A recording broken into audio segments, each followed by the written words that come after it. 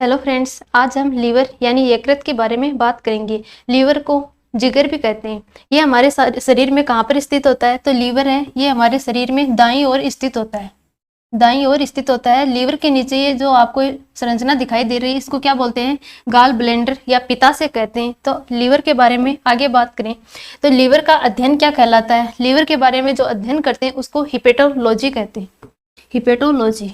Liver का वजन कितना होता है? पुरुषों में लीवर का वजन है वो ज़्यादा होता है महिलाओं की तुलना में। तो इसका वजन मेनली होता है कितना? 1.2 से 1.5 किलोग्राम होता है।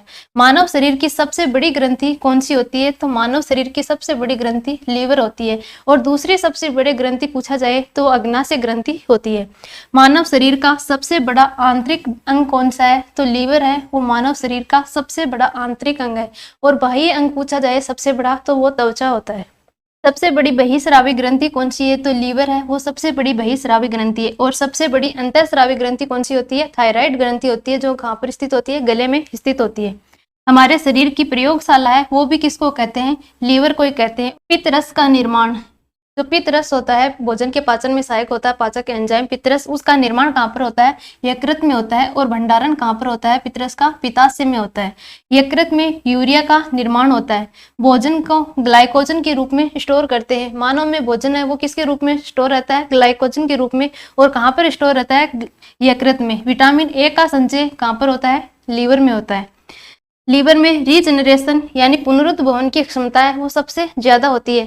यानी लीवर का हम छोटा सा टुकड़ा काटें तो लीवर है वो वापस अपनी शेप में आ जाता है, वापस अपनी शेप बना लेता है। इसका मतलब उसमें पुनरुद्भवन की क्षमता सबसे ज्यादा है। और सबसे कम पुनरुद्भवन की क्षमता है वो ब्रेन में होती है।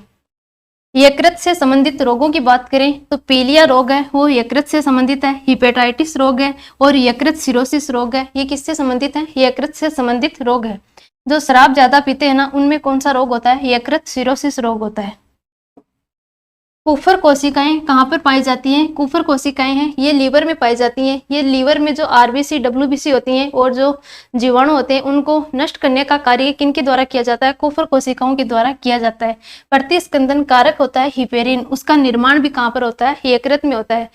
हिपेरिन का कार्य क्या होता है? ये रक्त का थक्का जमने से रोकता है। तो इस हिपेरिन का निर्माण कहाँ पर होता है? यकृत में होता है। यकृत पर गिल्सन्स कैप्सूल की एक परत पाई जाती है, यानी यकृत के चारों ओर एक परत पाई जाती है, उसको क्या बोलते हैं? गिल्सन्स कैप्सूल।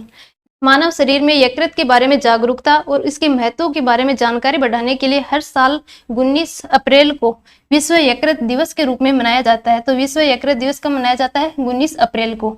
2024 की थीम क्या है विश्व यकृत दिवस की? अपने लीवर को स्वस्थ और रोग मुक्त रखें, ये इसकी थीम है, ये आपको ध्यान में रखनी है।